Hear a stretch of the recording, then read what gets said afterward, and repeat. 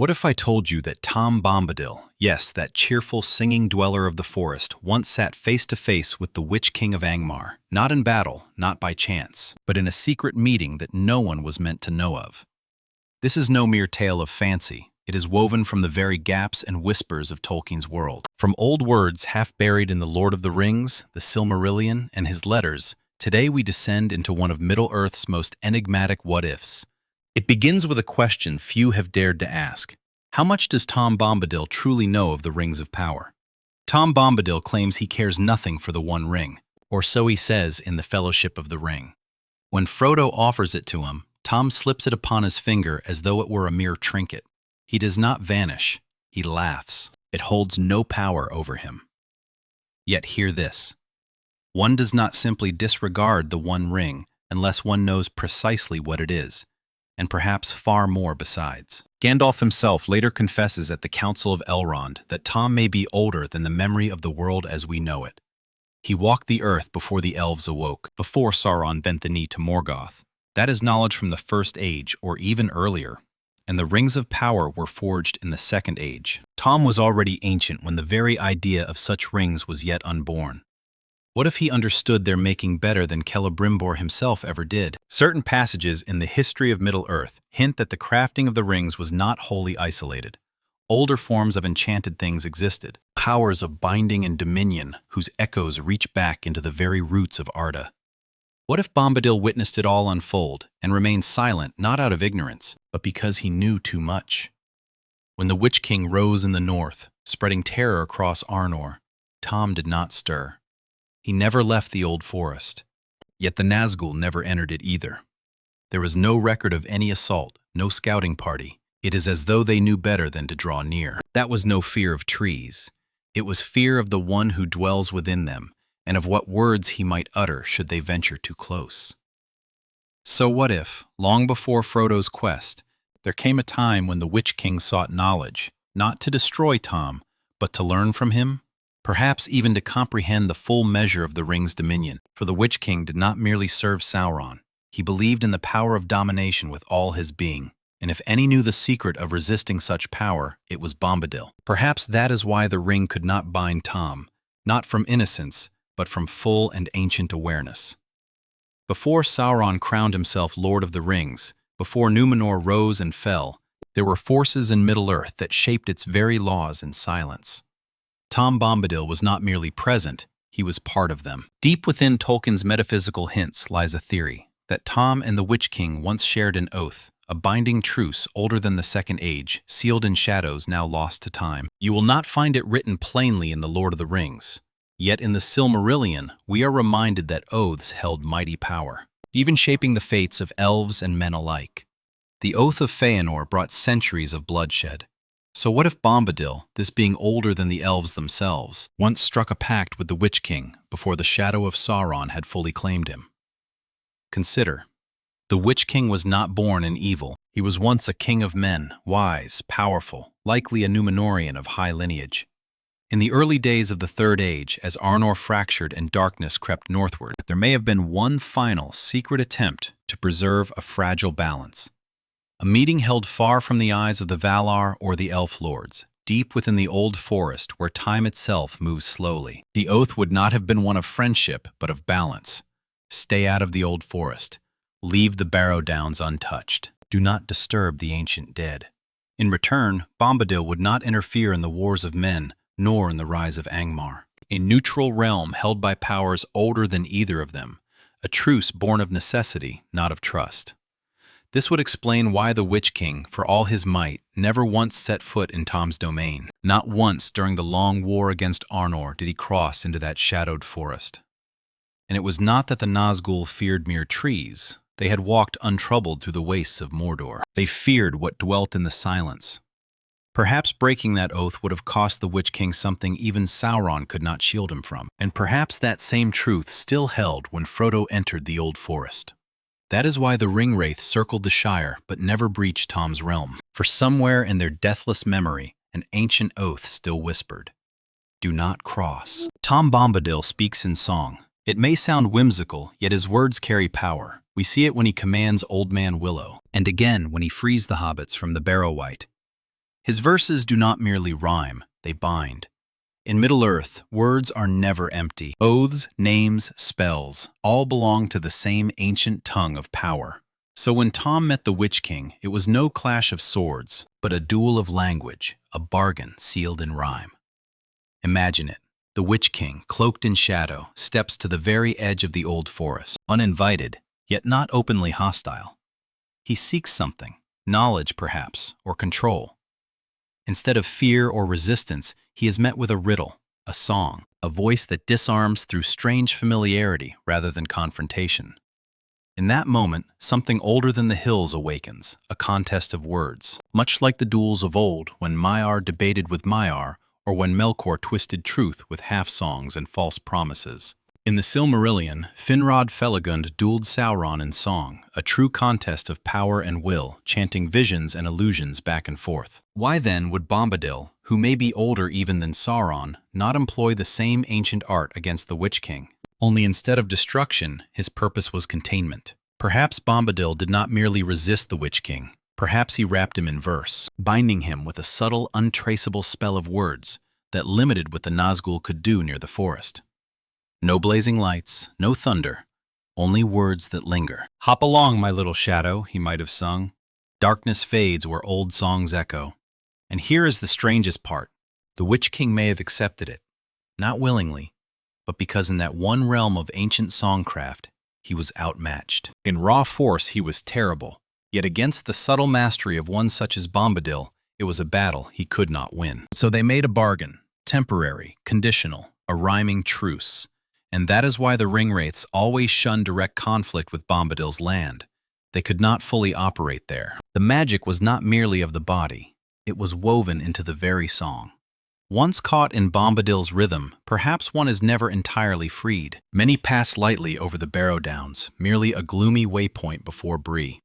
Yet that place is heavy with ancient lore, sacred tombs, cursed spirits, and memories from ages before Gondor itself. And who appears there, just in time to save the hobbits from the Barrow-wight? Tom Bombadil, as though he had been waiting. But what if those Barrow-wights were never merely random evils? In the appendices of The Return of the King, Tolkien reveals that the Barrow Downs were once the burial grounds of the kings of Cardolan, a northern realm of Arnor. When the Witch King of Angmar invaded, he sent evil spirits forth from Angmar to possess the tombs, and the dead knew no rest. So why has Tom never fully cleansed the place? With a single song, he can banish a wight, yet he does not purge the curse entirely. Perhaps he cannot. Or perhaps the Witch King did not bring the evil. He merely unlocks something far older, something even Tom cannot wholly undo. Maybe their meeting took place not in the woods, but within a barrow. Picture it. Two figures, one of light, one of shadow, speaking over the bones of forgotten kings. The Witch King, drawn by echoes of ancient magic, Tom standing guard, not with weapons, but with his very presence. Perhaps they did not fight because both sought to keep something worse from awakening. And here is a chilling thought. What if some of those wights were never truly defeated? What if Tom's songs only hold them at bay for a time? That would explain why Frodo's rescue feels so perfectly timed, as though Tom had been watching, unsure whether the wight would overstep the ancient bounds. As if a deal had been strained or was about to break. So when the Witch King approached the Barrow Downs once more, perhaps it was not only to spread fear, but to test whether the old power still slept. And Tom Bombadil met him there like a warden at the gates of death, reminding him, not yet. You know the famous words upon the Pelennor fields, "No living man may hinder me." They have become legend. Aragorn breaks the prophecy, and the Witch King falls. Yet consider this. What if the Witch King already knew that prophecy long before the battle? What if someone had spoken it to him, someone like Tom Bombadil? In the Silmarillion, prophecies are often warnings or fragments of hidden knowledge passed between mighty beings. And Tom, being who he is, likely sees the threads of fate more clearly than any other still walking Middle-earth. Imagine then, during that secret meeting, the Witch King seeking to understand the limits of his own power. He knows Sauron granted him a form of immortality. He knows fear is his greatest weapon, but he does not know what might one day break that curse. So he asks, not plainly, but through riddles, in the veiled speech that ancient ones employ. And Tom, ever cryptic, gives an answer that is no answer. No man may end thee, yet end thee shall be. Eyes of fear, blade unseen, shall strike thee where none has been. Vague, rhyming, yet sharp enough to plant a seed. Fast forward to the Third Age, the Witch King rides forth with confidence, believing the prophecy shields him. He had heard the words before. He took them as assurance of invincibility, not as the warning they truly were. That is the irony. He received the truth, yet missed its meaning. This also aligns with Tolkien's notes in Unfinished Tales, which explore the subtle workings of fate and prophecy. The Witch King's arrogance was not merely pride, it may have been rooted in a half-remembered meeting in the Barrow Downs or the Old Forest, where a strange being in yellow boots sang riddles that seemed like nothing and yet meant everything. And when Éowyn stood before him on that fateful field, perhaps in his final moment, the Witch King remembered the words at last and understood them, just as they came true. The Old Forest remains untouched while the rest of Middle-earth is ravaged by war, corrupted by Sauron's shadow, or overrun by darkness. Tom Bombadil's domain stays inviolate. No orcs, no Nazgûl, not even rumors of scouts. That is no accident. That is protection. Tom never calls himself a guardian, yet he acts as one. When the hobbits enter his forest, he rescues them again and again. From Old Man Willow, from the Barrow Wight, without hesitation, without need for preparation. It is as though he always knows exactly when and where he must be. That does not happen unless one keeps constant vigil. Now think deeper. What if Tom is not merely guarding the hobbits or the trees? What if he watches over something hidden, something deliberately kept from Sauron and his servants? In the history of Middle-earth, there are mentions of relics and knowledge from the First Age that were never fully recovered. Artifacts, songs, perhaps even fragments of Valinor's power, buried or lost amid the War of Wrath. That forest, with its ancient silence and time-warped borders, could well be where some of those things lie concealed. And Bombadil, he may be the last who still remembers where. Perhaps the Witch King knew this. Perhaps that is why he sought Tom, not to fight, but to search, to see whether anything remained that could be twisted, stolen, or turned to his purpose. Yet Tom, being who he is, answered not with force or anger. He simply was, immovable, unknowable, a living wall of peace so profound that not even the Nine dared press against it. In this way, he becomes something rare in Tolkien's world, a guardian who triumphs by refusing to play the game at all. And that is why the meeting mattered. It was never a negotiation. It was a reminder. Tom Bombadil does not leave the forest, not because he is indolent or aloof, but because he is stationed there, holding something at bay. And the Witch King knew he could not pass. Both Tom Bombadil and the Witch King are, in their own ways, immortal, yet in utterly opposite manners. One lives because he is life itself, untouched by time. The other persists only because he is cursed, bound to a shadow that will not release him. When they met, it was a collision of two kinds of immortality, one pure, one corrupted. Tom's immortality is effortless. He fears neither Sauron nor the passing of ages, and the ring has no hold upon him. Gandalf says he is his own master. That is no light phrase. It means he stands outside the authority of the Valar, the rings, and even the deep rhythms of Arda itself. That is not natural. That is foundational. If any being in Middle-earth should be both curious and filled with dread at such power, it would be the Witch King. By contrast, the Witch King's immortality is a prison. His soul is chained to his ring. Over long centuries, his very identity fades until only shadow and will remain. He does not live, he merely endures. And if there is one thing the Nazgûl secretly crave, it is what they have lost, the simple ability to be.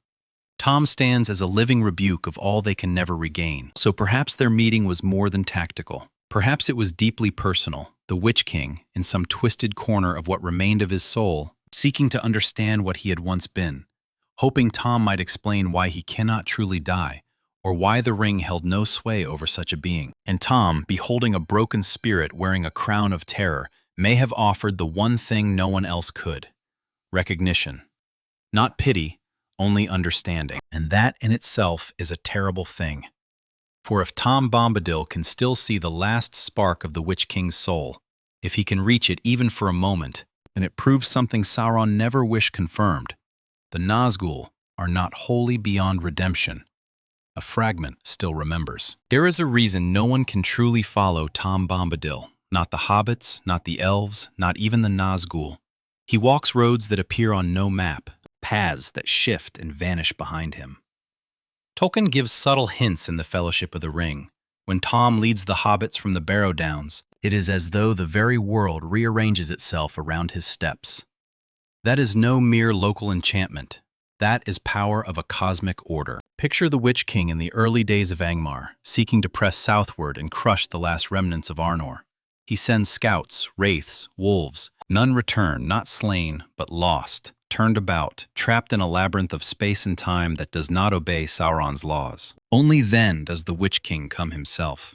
He draws near, too near, and suddenly Bombadil appears, not to threaten, but to guide him away. Not in fear, but as a quiet warning. This is not for you.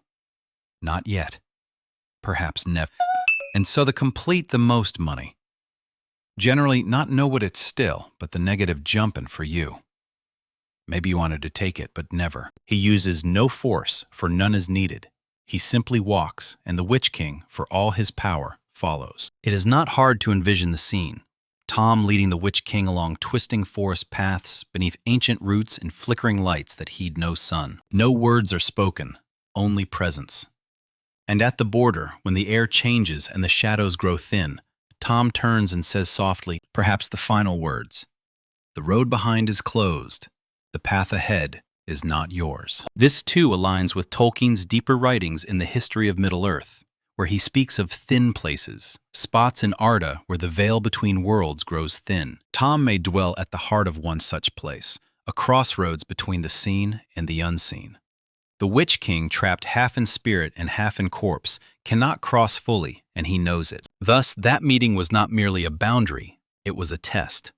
The Witch King wished to reach something deeper, perhaps to twist it, perhaps to comprehend it. But Bombadil simply led him out. No threat, no violence, only a silent message. Some paths are not meant for you. Tom Bombadil's songs are never idle. They accomplish real and mighty things. He calms storms, commands trees, banishes wraiths. Every time he sings, the world itself listens. So what happens when one who lives in silence and terror encounters a voice that creates rather than destroys? What if, just once, the Witch King tried to sing in return? It is not impossible. In the Silmarillion, we learn that the world itself was sung into being by the music of the Ainur, and all power in Arda is bound to that primordial song. Beings such as Bombadil and the Witch King are not mere anomalies. They are echoes of that music in vastly different keys. Imagine the moment. The Witch King steps to the border of Tom's land. No armies, no howling wind, only silence. Tom greets him not with challenge, but with music. Low, ancient, woven with words the Witch King had not heard since before his fall. For a moment he listens.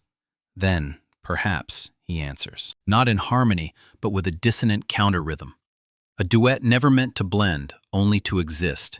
It builds, not loud, not violent, but deep. A song of growing things and of shadow circling one another. One lifting, one dragging, both tugging at something older than the hills. Before it can reach its end, Tom stops, not from fear, but from wisdom. He sees what might be born should the song continue, should their powers entwine even briefly. The balance might shift. Something new and uncontrollable could be wrought.